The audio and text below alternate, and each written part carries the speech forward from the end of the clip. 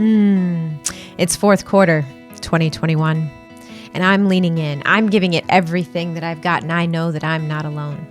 People are rising. Truth is rising. Power and potential is rising like never before. If only they knew. If they knew how powerful they were. If they knew they had the power to heal themselves. If they knew that there's miracles within them just waiting to manifest. If only you knew. If only I knew. And there is sacred space between conversations where you ask the question, what's the one thing you wish humanity knew? And the answer that comes from people's experiences, their stories, their challenges, their victories, their heartaches. We all have medicine. We all have sacred something within us. And when we share it with one another, that, my friends, is where the magic lies. And fourth quarter, 2021. I'm coming for you. I'm bringing you some of my favorite humans on this planet, the ones that are doing the work, braving the dark, and bringing the light. So let's get started with another episode of If They Knew. Hey, everybody, it is Dr. Devin. We are back with Rachel Hauber, one of my favorite moms on the entire planet. Thank you for joining me. Thanks for having me. And I get to do some of these in person, and it's even better. And this soul sister of mine, if you haven't already, I'm going to make you pause and go watch episode number 1 so that you can get the backstory, or the part 1, so to speak, that we're going to add to today. But for people who haven't seen that or that missed the big idea this year, go ahead and tell them, who is Rachel Hauber? So I'm a mom of 4 boys. They are 2, 4, 8, and 10. Happy, healthy, thriving, but it's been a big journey that we've been on the last few years specifically. When my 4-year-old was shortly after he turned 1, we had some significant, drastic changes with him. After his vaccines, it became very clear that he was injured by those. He became a very different child. You were there kind of firsthand for all of that. There's a lot that goes into that, but to sum it up, he just became a completely different child, not for the better. He was suffering daily, and in turn, it affected our entire family. And we quickly realized that this wasn't how life had to be for us, or for any of these kids, honestly. And so we've spent the last 3 years really navigating what that looks like to walk back out of that, and how to move forward, and how can we also maybe help other families do the same and know that it doesn't have to be this way. And we'll make sure, one thing I want to do on this episode is, if you're listening in audio, I want to make sure you come over to YouTube, because I want to put up some pictures of Mr. Man and some videos of lately, because I think for people, and some feedback that I got after episode 1 is like, people don't know what they don't know. Yeah. Hence the name of the title of the podcast, If They Knew. Because for a lot of people, they have heard like, there was this quack doctor who put out junk science and said that vaccines could cause autism. That quack hero is Dr. Andy Wakefield. And, most people still, a lot of people believe, like Jenny McCarthy started this fad thing, and we maybe just believe these random articles off of Facebook, and it's all made up, right? Yeah. It's not personal. And guys, the purpose of having this conversation with this woman for me is to review what I got to witness and what I've gotten and what I feel like I've been chosen to be a part of, walking beside you and beside him, and to shine light into the darkness of the lies that the people out there have been told. These are babies. These are kids. These are moms. Yeah. These are dads. This is real. And you may not want to look at it, and you may not want to believe it, and it may challenge and trigger you, and it should. Yeah. It should. But hopefully, as you bear witness to this woman opening her heart enough to share what your family has been through, we can take people closer to the light. Yeah. And that's why the we're goal. here. And that's why with 9 children between the two of us, both with day jobs and things, we will find time and make time to have these important conversations. Yeah. Yes. So this is part 2. Part 1 was Rachel, like, knowing that something was going on, not listening to her intuition when she had taken Baker in, and putting pieces together. Today, I want to go more into, because I'm seeing more and more moms come forward, and I'm connecting them to people like you, connecting them to people like Jody Meschuk and Toby Rogers and these resources. But like, the number one thing becomes, where do I start? What do I do? And so if we start, Rachel, what do you wish more families who are asking the questions and going, is this my child? Is this my family? What do I do? Where do I start? I think the biggest thing is, and this is unpopular opinion amongst a lot of people, I don't really care about that anymore, but I don't love autism. That was one of the specific diagnoses that Baker received. I say that, and I also say it's an unpopular opinion, right? Because in these times, we're supposed to be loving and be happy about and celebrate differences. This isn't that kind of conversation. I'm all about celebrating differences. What I'm not about celebrating and what I'm not about loving is, because my child has an autism diagnosis, all of his symptoms, all of his behaviors were lumped into that. Well, it's because he has autism that he bangs his head on the floor, that he bangs his head into the wall, that his head is always bruised. It's because of autism that he won't ever have eye contact with you, that he can't speak, right? And so it was like being conditioned to accept all of these things that were really heavy, really terrible things, were just being like justified because of his autism diagnosis. And frankly, it's bullshit. And it doesn't have to be that way. It doesn't have to be that way. That's what I would say. Okay? And you're not crazy for thinking that your child can get better. I've been to all these appointments. I've seen specialist after specialist, and I've sat there and been told, I can't tell you how many times, it's because of his autism. He may always be this way. It's normal. This shit is not normal, okay?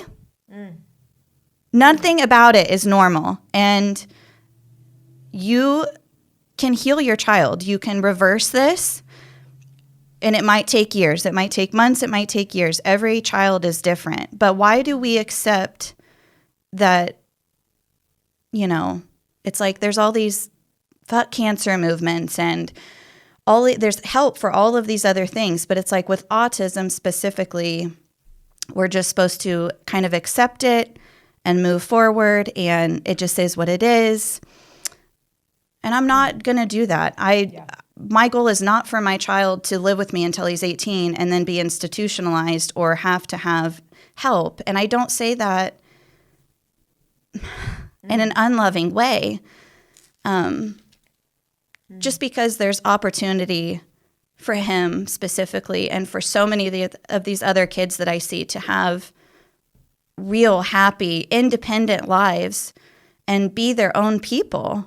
And you just have to navigate and seek out help and seek out people that are willing to help you figure out how to get there. I want to highlight the roar of the lion that I can hear. We don't prep these conversations. We don't have bullet points. We don't have note cards. Like, it is genuinely like, let's open up a space and see what comes out. But prior to this, I did say, like, let me hear you roar, because there is no expert or doctor on the planet that can speak to this conversation like the men and women who are actually in it. Yeah. And the importance of you calling bullshit where there's bullshit, and, the importance of saying, yes, I celebrate my child. Yes, I appreciate that there is difference. And we've done this either or thing where it's like, I know Jody shared at the Freedom Symposium, that she was told, this is just how he is. And, this is just how autism works, and accept it. Yeah. And that pang in the belly of, and if you don't accept it, then basically you're like you say, she was told basically that she didn't trust God's will, right? That this is how God created her child. And she said, whoa, my child is a child of God, and God did not do this. Absolutely. Man's greed, that is an important distinction in the conversation of you can equal parts be sunshine, rainbows, hopeful, kind, happy, and really angry, and drawing a line of this has to stop, and we have to get real about how we got here and what we need to do about it.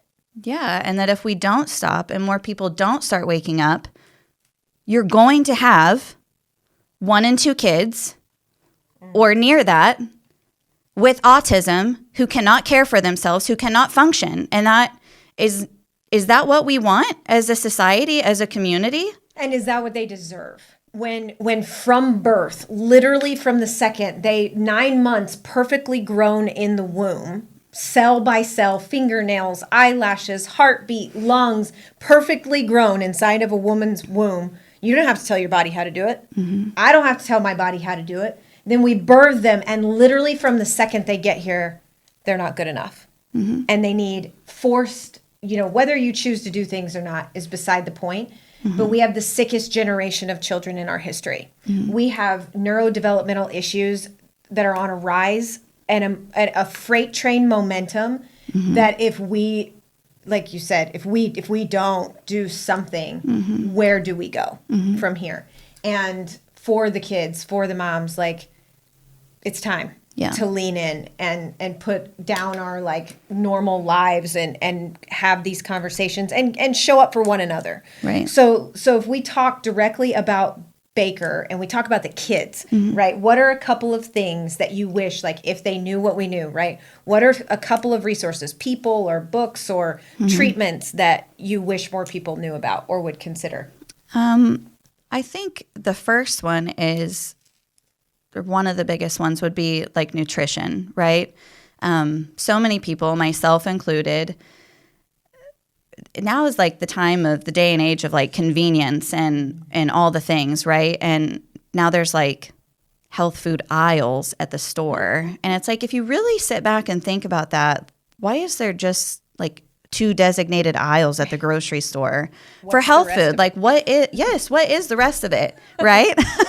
And listen, I have 4 kids. She has 5. Life gets busy. Are we perfect? No, absolutely not. But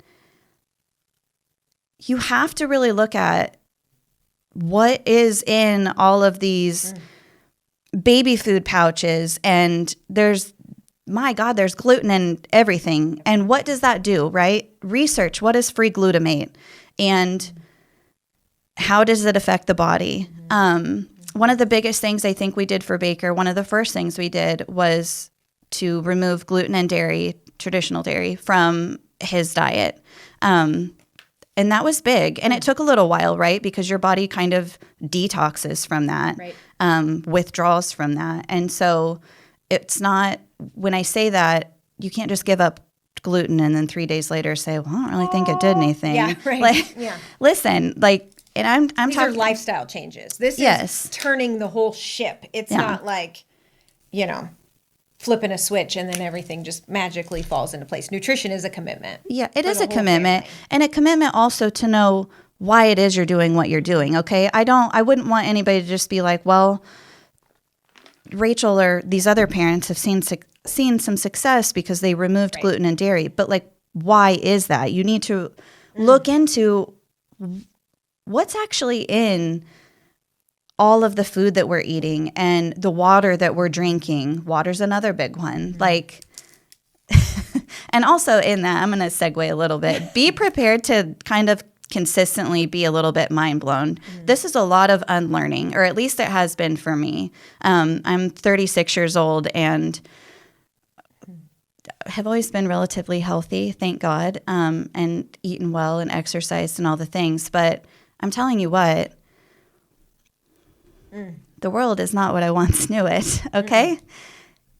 So you kind of have to, or at least I've had to, like, guard your heart a little bit, go into it eyes wide open and wanting to learn new information for your own benefit.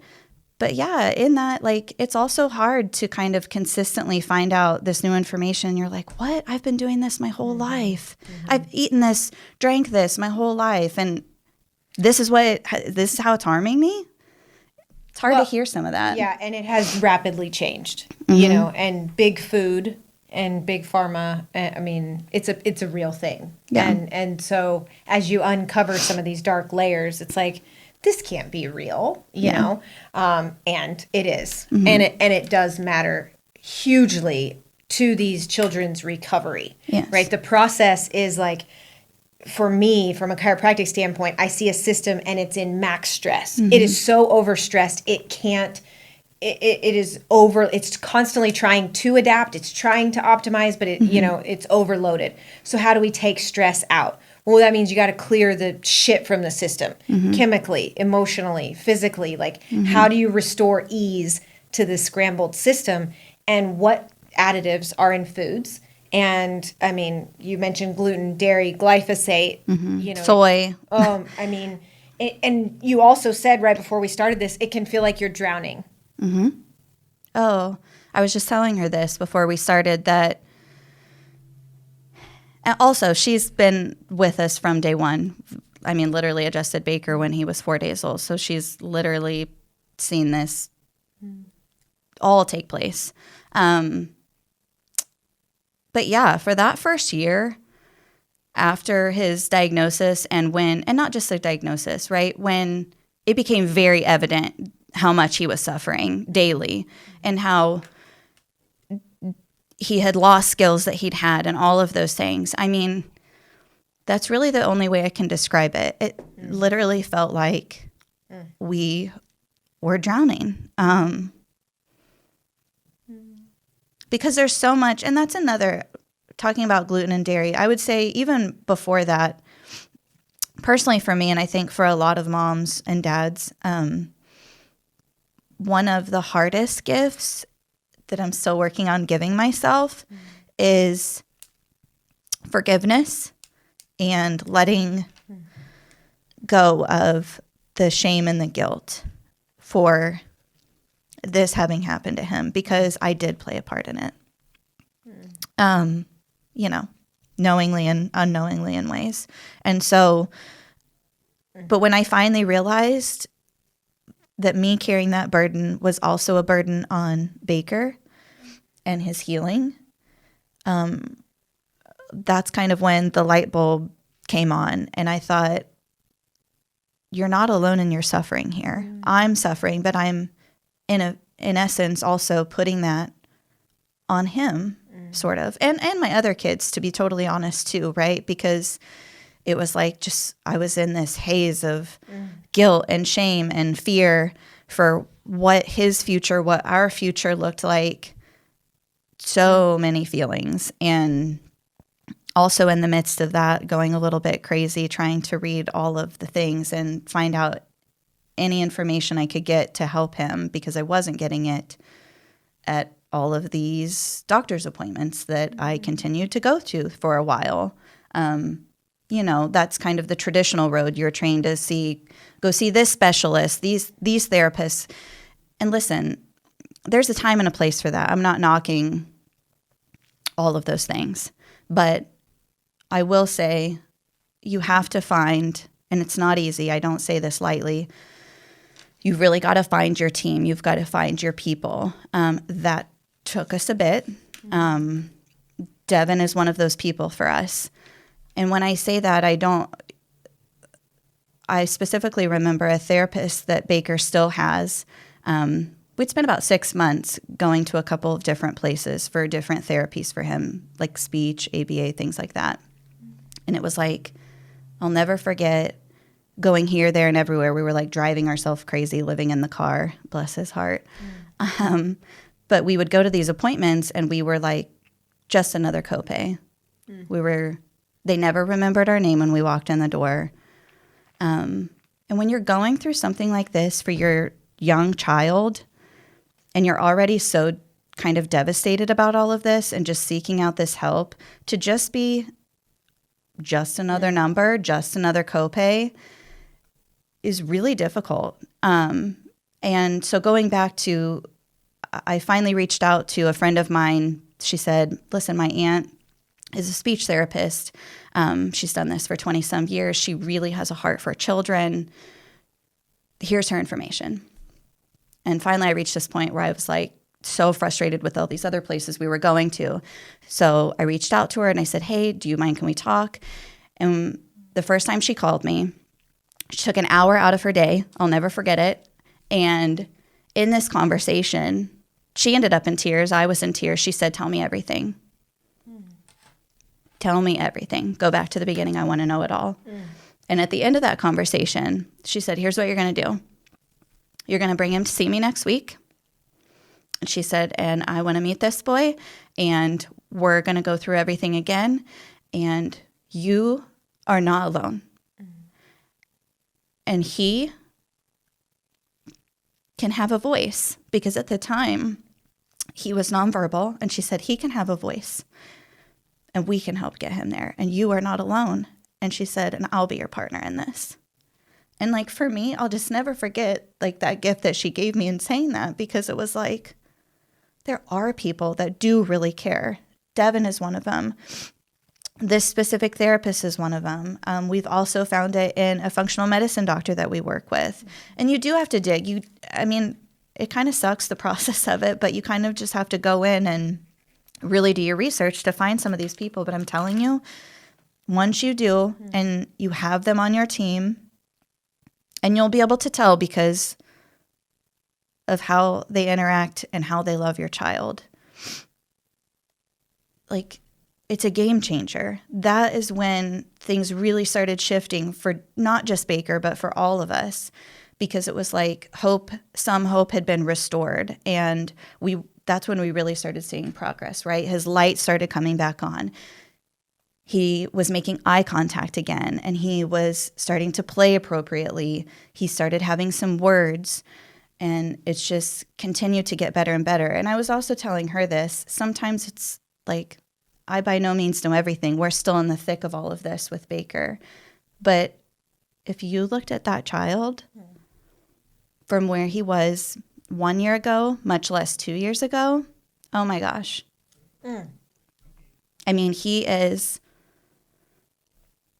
who I gave birth to, and he's who I spent the whole first year of his life getting to know and love. And I remember you just have to get really honest with yourself, right? And I, at the very beginning of this, was sitting with him one night, putting him to bed, and was just like a mess. I mean, I was praying constantly, like, all the things. And I remember looking at Baker and like holding his face in my hands, and I just said, if you will come back to me and you will be brave and come back to me, I will do everything I can to get you here, no matter what it costs. Physically, financially, like anything. Like, we can do this together. And even that, like, you have to just get really real with yourself.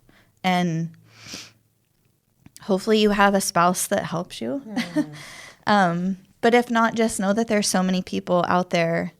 You just don't hear about it online. But seek us out. Devin's a great resource. Social media, despite being censored to the max and all of that, if you continuously seek it out and just don't give up trying to find help, you can search online, ask people, come to events like health freedom events and things like that. And there's an abundance of people happy and willing to help you. Tribe is so important. Necessary to stay sane. Mm-hmm. And I don't know if I could count how many times in the office you and I have had the conversation that Baker's not broken. These children are not broken. They are not broken, but they are hiding. And if we're paying attention it becomes this game of hide and seek, so to speak, because they take us into the things that our culture desperately needs to fix. Yeah. And so I have to believe that these children are God's little messengers, literally angels here on earth, to make us slow down, to make us listen more than we talk, and to look in their eyes, because he's always shown us the way. He has always shown us the way along this whole journey. And it's not a space that, I mean, you talked about forgiveness and shame, and I want to go back there for a second. But when you're picking your team, look for practitioners who don't see your child stuck in a box or under a label that they're going to live under for the rest of their lives. Seek practitioners, friends, tribe that see what they're becoming, that see a story they're trying to tell, that see a healing, vibrant child that needs help and support, not fixed. Yeah. Big difference. And to the practitioners out there, this is where I want to mama bear spank everybody. I hope you heard her say people can feel the difference if they are a last name or a copay or a client number. These are people. These are children. And starting your day in prayer and reverence in your car before you even walk through your doors. This goes for assistants, for doctors, for I don't care what label you are. If you aren't praying before you walk through your doors and thank God you've been asked and blessed to serve humanity in this time, start doing it and watch how your practice changes. And look into the eyes of every human that you are gifted in interaction with and watch how they begin to blossom and change. These are people. And that component is crucial and wildly underrated in how it's talked about. Oh, it absolutely is. We've kind of seen the whole spectrum, I feel like, for all the places we've been, the therapies and the doctors and all of the things. And it goes a lot further. I mean, just like what she was speaking to, it goes so much further than you may even realize.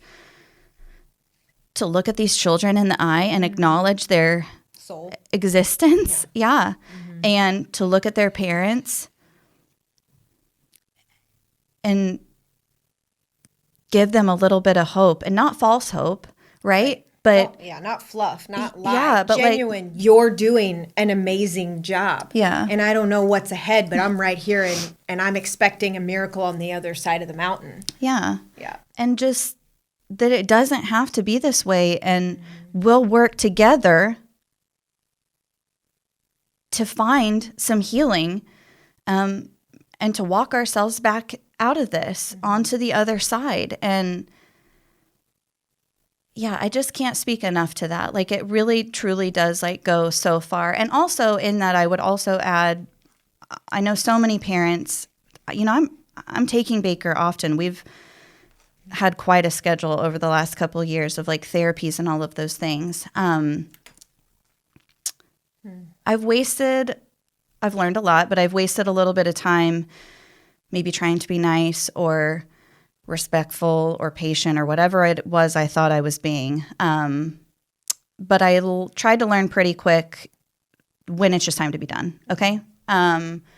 You guys know your child better than anybody else, right?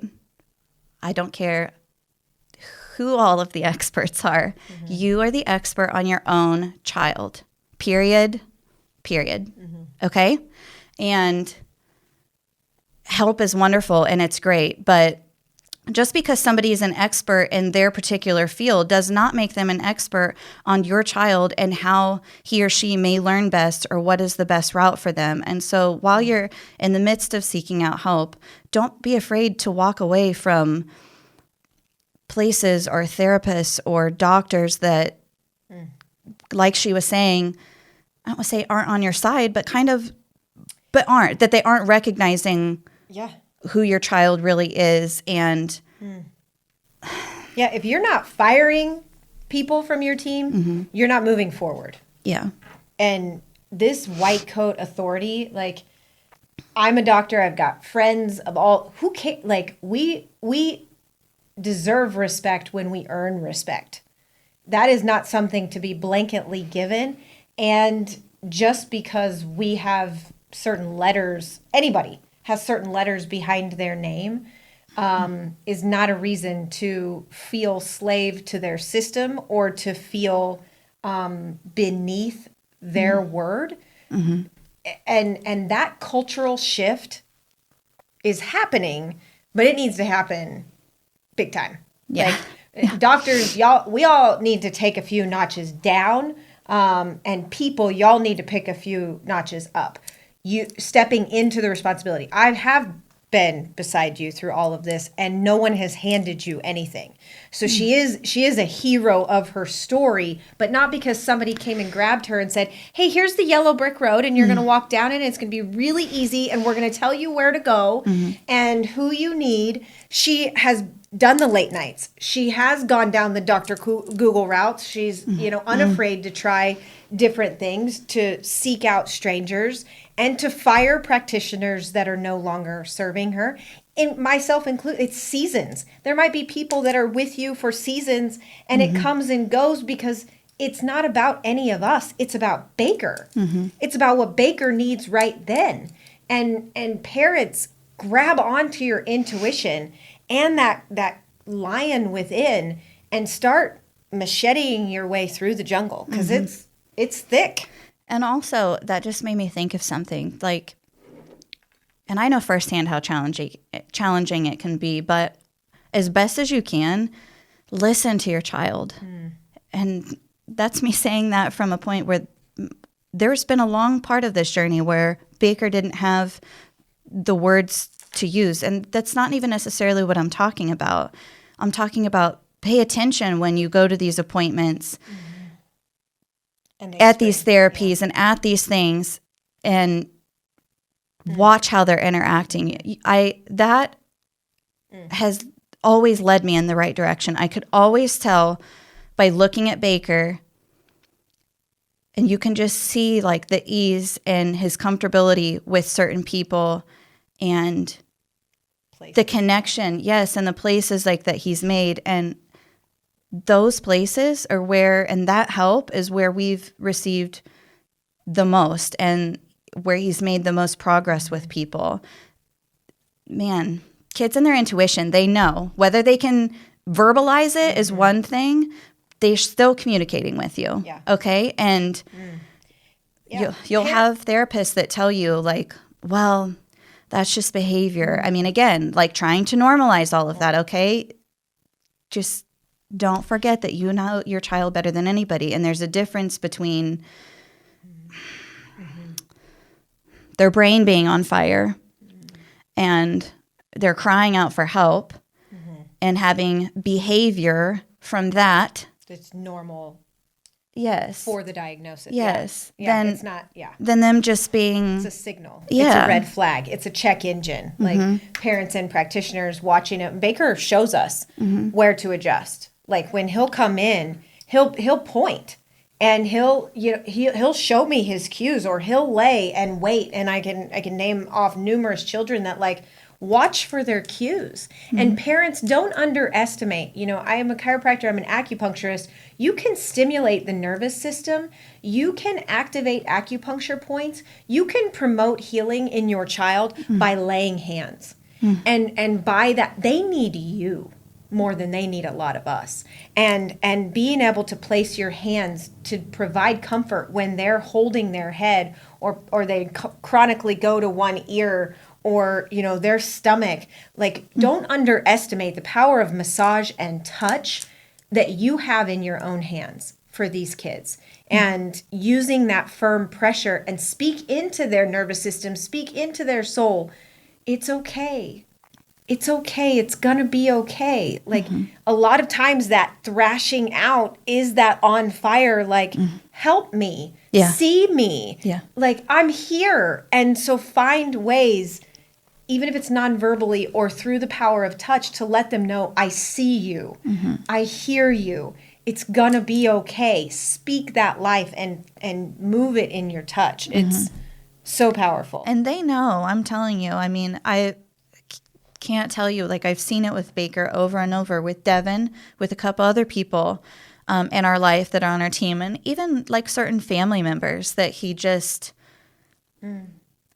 they know where they're safe and seen, and they pick up on everything and the love or fear, because we've been there too, right? Where it's like you have these professionals and these experts, but they're like almost scared of like a 2-year-old having behavior. And it's like, dig a little deeper. Yeah.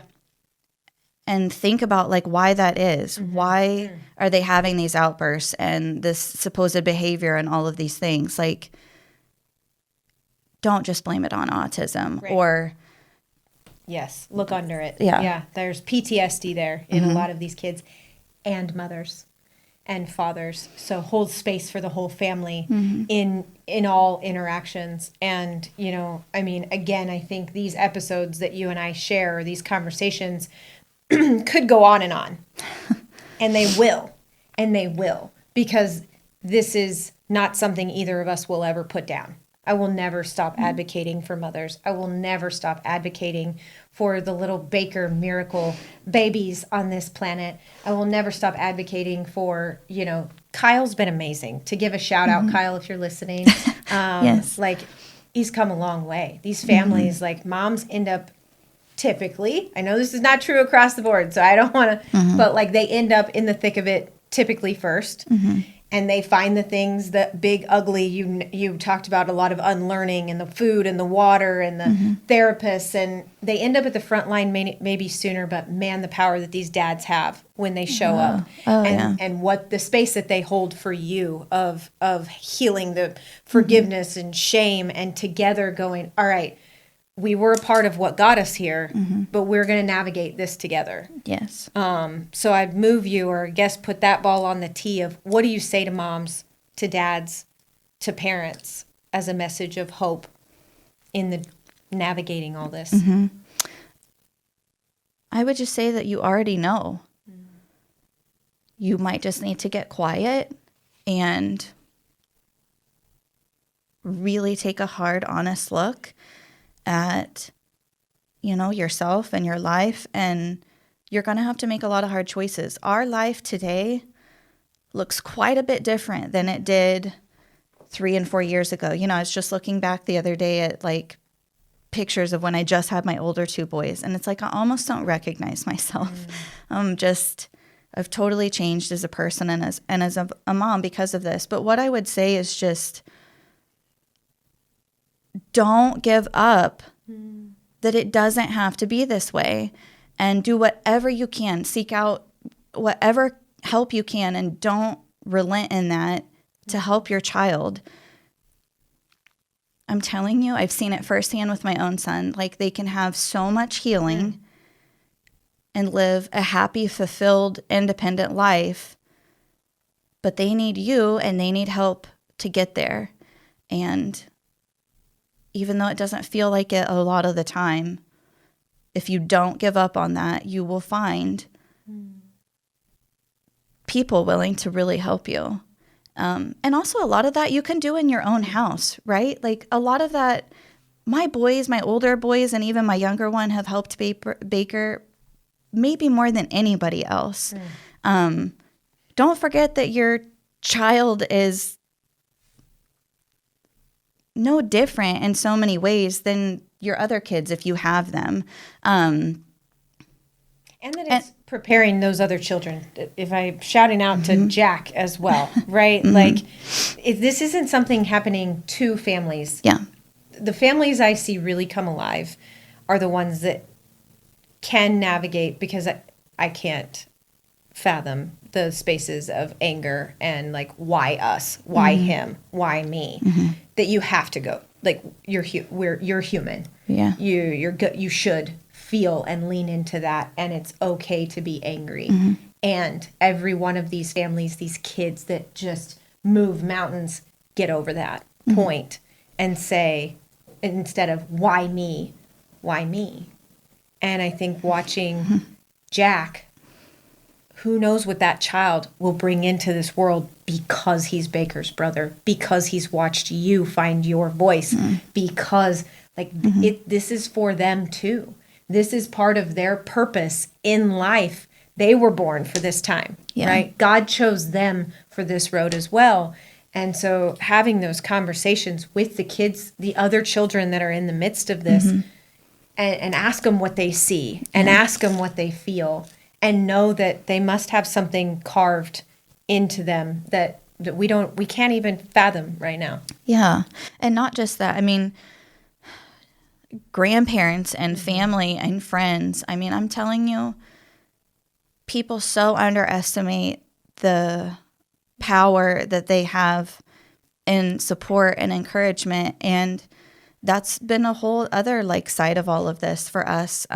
We've lost people in our lives that were in our life for a long time. And it is really hard. You kind of wake up to a lot of that. But if I could just also speak to just, even if you don't have a child, right, that's going through autism or PANS or PANDAS or some of these issues, you likely know somebody that does, probably in your own family, probably a friend.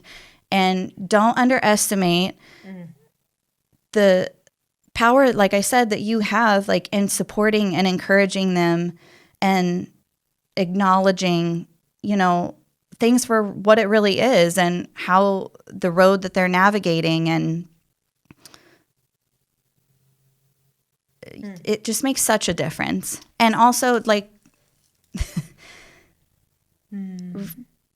acknowledge those kids, because truly they aren't in so many ways any different than any other kid. And there's strangers, I tell you, that we walk by and Baker, he's a pretty social kid in general, but there's some people, perfect strangers, that he'll seek out or that happen to acknowledge him. And you can just see it, the connection that happens. And you may have just thought I just said hi to that kid or whatever. But I'm telling you what, you have no idea what that maybe means to the parents or even that specific child. Hey, he saw me. Yeah. What if, right? What if they knew, if we knew that every smile, every high five, every hey buddy, every hey mom, every nod, every interaction either adds light or siphons it. And so imagine a world where we acknowledged one another a little more, regardless of what your thing is. Today we're talking about this, but it could be the cancers, it could be the mental health, it could be pick one, right? It could be pick one. We're all very human. We're all going through a lot. And again, that's where I know that Baker was sent here to teach us so many things, and that we don't know how this conversation will impact whoever hears it. And maybe that's the calling, right? For all of us to pay better attention to one another and to be more kind to one another and to look into children's eyes and not be so busy on our phones or in our lives that we miss the opportunity to connect. And don't be so busy and close-minded to not hearing new information. I can't tell you how many, I've had hard conversations, and I'm totally at fault for losing my cool, and there's been a few times where I've unfortunately gone off on people because I've just reached my limit, right? And that's not right. But just don't be afraid to learn new information, whether it's vaccines, food. I get it, firsthand. It is so hard to really challenge what you've spent a lifetime believing in and thinking. But maybe even more than anything else, that we've talked about today, I would just say, just be open-minded and be kind and really hear people when they're when they're sharing things like this. Like, I don't get anything from this. And I've been called like all the names under the sun. I am anti-science. I'm anti-everything. I don't trust this. I'm stupid. I mean, you name it, right? Families and people like me and like Devin are sharing this, even if it only ever helps one person. Because I cannot tell you like the hell that we've lived through. And I know that there's a purpose in all of that. But if we might share some information that makes people dig a little deeper into things and helps one family, it will all have been worth it. There's no other reason that we're talking about this. Like, we're real people. My child's a real human being, and we have lived through this. And I would never wish it upon anybody, the suffering that he's been through, right? So just be a human. And that takes us full circle to your very first. There's a way to celebrate our lessons and our children and our families, and to say enough is enough. Because I have the dream of Baker taking a big idea stage one day and getting to hear this story through his voice. Like, and I won't stop till I get there. Because I will then know, like, I did what I was called to do and held space for, like, I saw the warning signs coming in to this planet. Stop the madness, stop the toxicity, stop the negativity, stop the lies, stop. But this is not, you and I don't have $1 billion industry that we're promoting or selling. And genuinely, this conversation is just to open up so that the light can pour into these cracks. Yes. And we can start to heal the planet together. And we can just be two moms that said enough. Yeah. Because the world we're going to hand our kids it better look a whole lot brighter than it currently does. How do people get a hold of you? She hasn't built her website yet. I know one episode is going to announce that one day. Yeah, I mean, I'm on social media. I'm on Facebook and Instagram, honestly, really only for that reason, right? Because, wow, it's exhausting. But if nothing else, if it provides for connection, I can give Devin my email address to put in, like, show notes and things. But, yeah, I've made so many new friends and talked to so many other families that are navigating this same path or something similar. And it's like, I'm happy to be a friend or be a resource however I can. And there are so many other people and families and parents just like me and just like Devin that like will walk alongside you in this.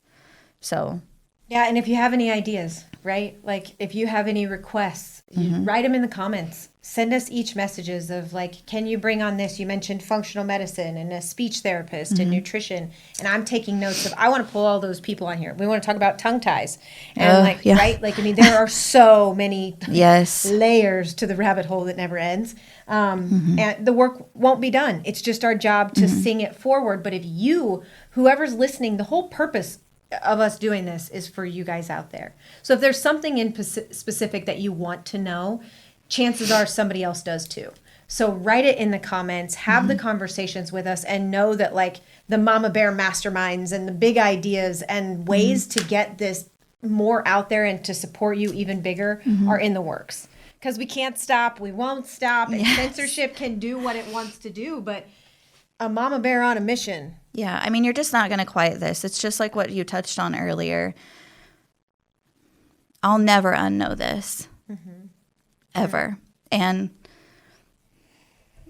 I'm praying every day and working every day for the day that I can truly say that Baker is recovered. But, like, the fight doesn't end there, right? Because I'll never forget every day we've lived the last few years of this. And she sees this probably almost daily, I can only imagine, like, with her patients. And so when you see it this much and you live it this much, you just can't be quiet about it anymore. Yeah, it's a haunting,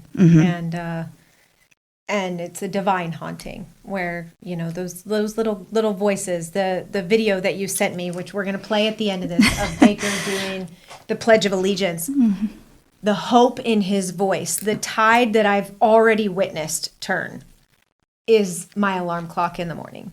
And it's my prayer at night, because if it can happen for him, then it can happen for all of them. And there would be no greater honor than to be a part of that space with you and with him. So, guys, ... We have only just begun. And don't lose your faith in this. We're not trading fear for fear here. But it is time to get to work.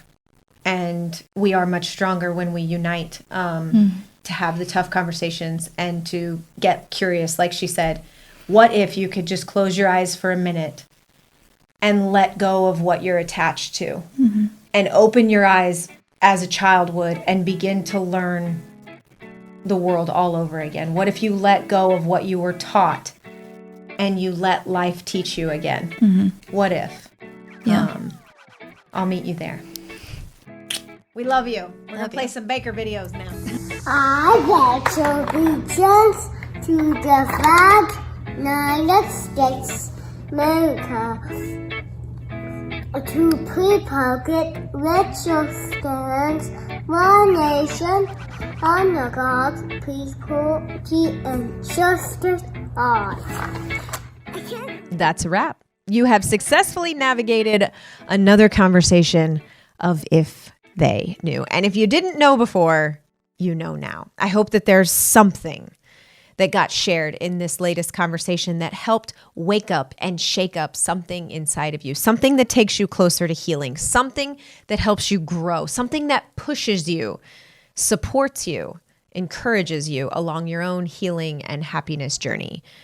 Because, you know, they were right about one thing. We are in this thing together, and in sharing our stories, in lifting one another up, in shining our light forward, that is how we create the future we all know is possible. So I want to hear if you have any requests. I want to hear what your favorite takeaways were. I hope that you share this with a friend or family member. Come play with me on social. Please reach out to me if there's anything that I can do to support you, or if you have any follow-up questions at all. We are only just getting started, my friends. So thank you, thank you, thank you. Blessings your way. And remember, we were born for such a time as this, and we are expecting miracles. I'll see you soon.